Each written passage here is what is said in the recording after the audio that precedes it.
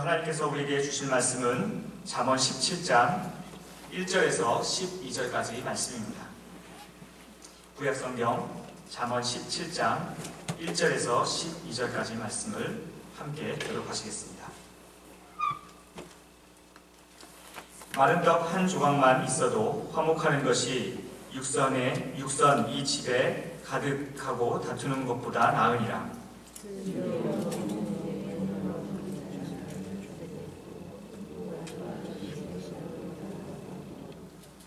도가니는 은을, 풀무는 금을 연단하거니와 여호와는 마음을 연단하시느니라.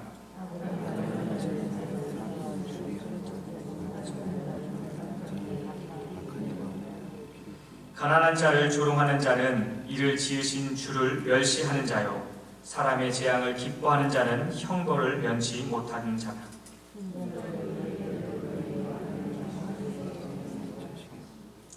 분외인 말을 하는 것도 미련한 자에게 합당치 아니하거든 하물며 거짓말을 하는 것이 존귀한 자에게 합당하겠느냐.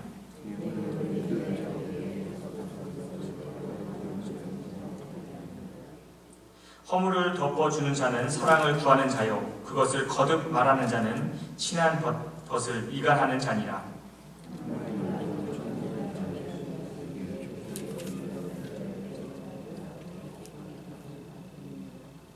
악한 자는 반역만 힘쓰니 그러므로 그에게 잔인한 사자가 보냄을 입으리라.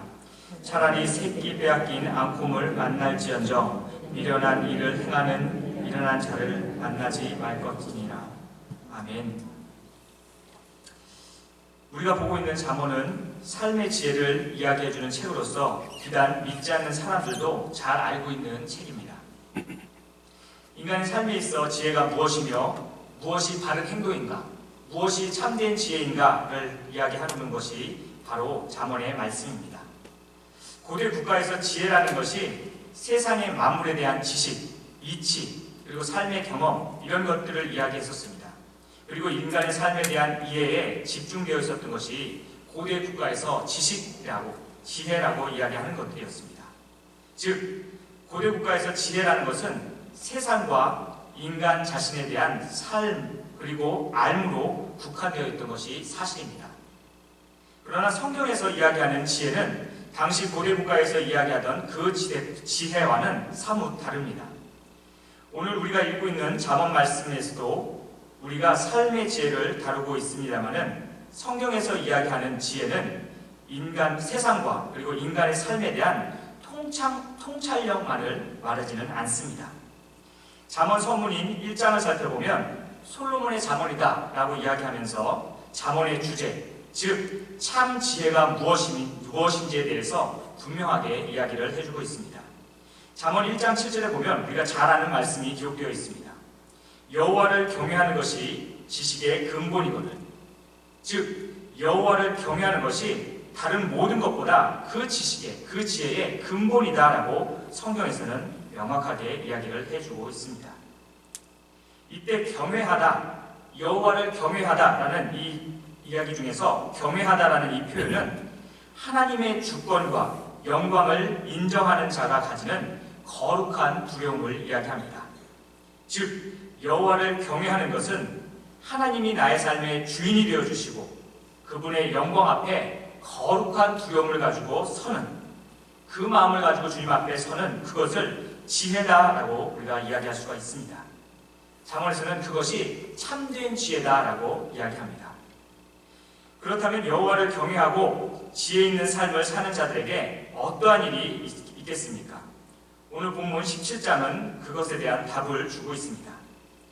삶에 있어 세상의 진리는 내가 누릴수록, 그리고 내가 행복하고 내가 그 세상에 있는 많은 것들을 내가 가질수록 내가 행복하고 그것이 나를 풍요롭게 한다라고 이야기합니다. 그러나 오늘 본문에서는 다른 이야기를 하고 있습니다. 본문에서 하나님을 아는 지혜로운 자들이 처해 있는 상황은 겨우 마른 방을 가진 자들이며 비천한 종의 신분을 가진 자들입니다. 세상의 기준으로 보면 그 사람들은 다른 사람들보다 별 볼 일 없는 사람들이며 다른 사람들보다 많은 것들을 가지고 있지 못한, 어떻게 보면 격이 낮고 그리고 신분이 낮은 이런 사람들입니다. 그런데 하나님을 경외하는 그런 사람들, 비록 그가 마른 빵을 가지고 있고 종의 신분이긴 하지만 그런 자들에게는 하나님의 특별한 지혜와 은혜가 있는 것을 오늘 본문은 기록하고 있습니다. 지혜 있는 자는 겨우 마른 빵을 가지고도 화평하며 종의 신분임에도 불구하고 부끄러운 짓을 하는 주인의 아들을 오히려 다스린다라고 성경에서는 기록하고 있습니다.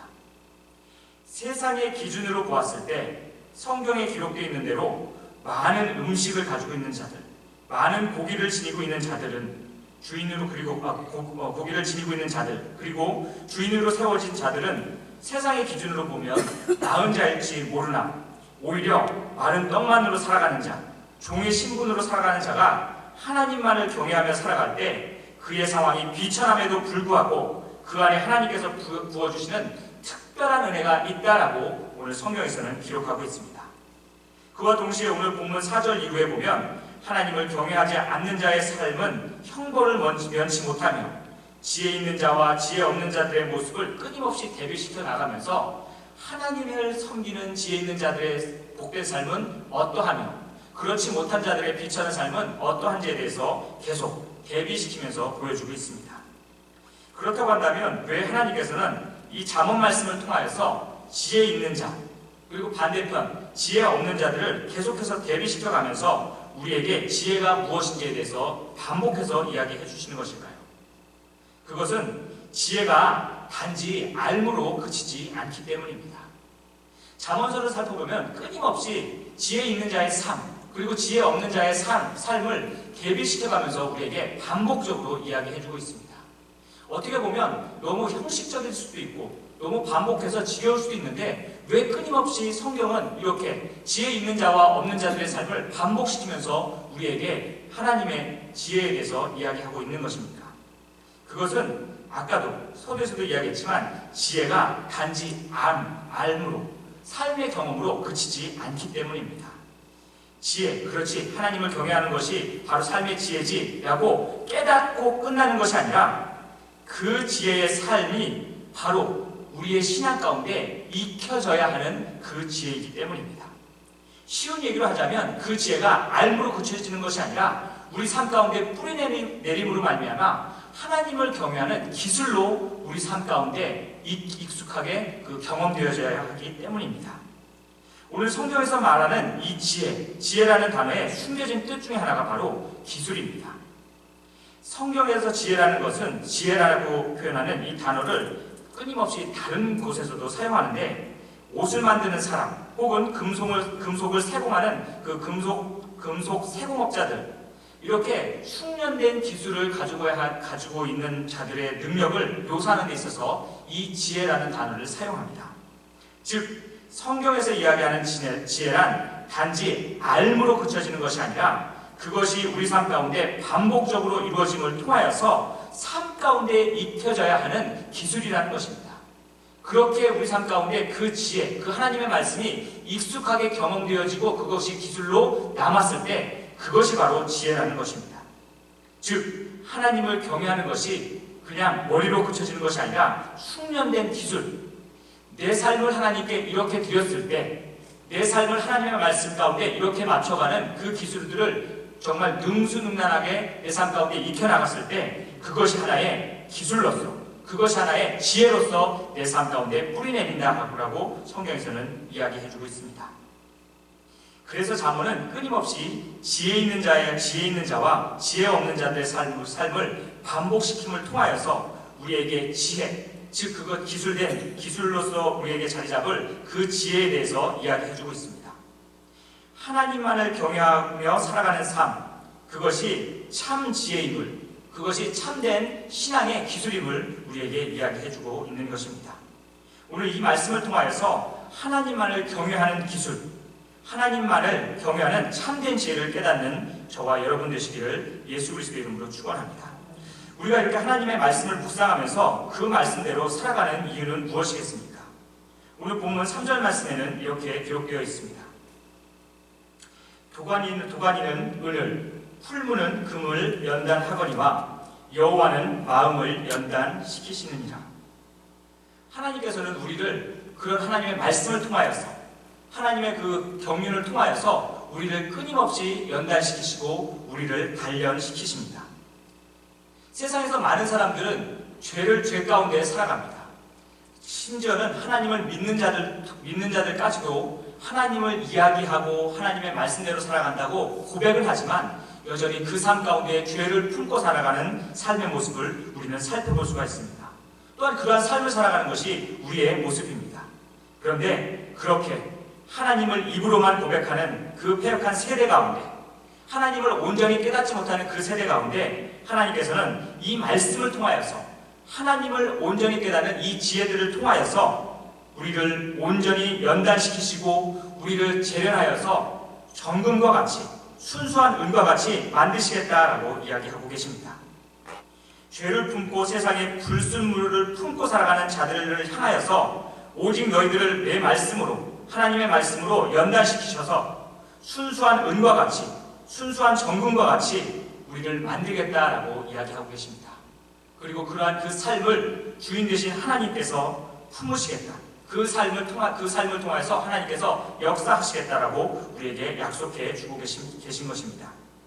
오늘 우리가 살펴본 말씀과 같이 하나님만을 경외하는 그 지혜의 사람으로 살아가는 저와 여러분 되시기를 예수 그리스도의 이름으로 축원합니다. 좀 전에도 말씀드렸지만 지혜는 단지 우리가 아는 것으로 그쳐져서는 안 됩니다. 하나님의 말씀을 우리가 온전히 깨닫는 것은 우리가 그냥 아는 것으로 그쳐져서 될 일이 아닙니다. 그것을 우리가 반복하고 우리 삶 가운데 온전히 실천하고 그 말씀대로 살아감으로 말미암아, 그리고 그 말씀을 우리가 반복적으로 우리 삶 가운데 행함으로 말미암아 그 말씀이, 그 말씀으로 살아가는 그 삶이 우리에게 있어서 하나의 기술로, 숙련된 지혜로 우리 삶 가운데 자리 잡아야 하는 것입니다.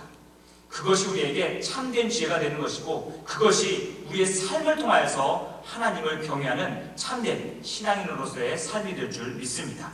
그렇게 반복함으로써, 그렇게 하나님의 말씀을 내 삶 가운데 온전히 받아들임으로써 하나님의 지혜와 그 경륜으로 삶을 살아가는 저와 여러분 되시기를 예수 그리스도의 이름으로 축원합니다. 아멘. 기도하겠습니다.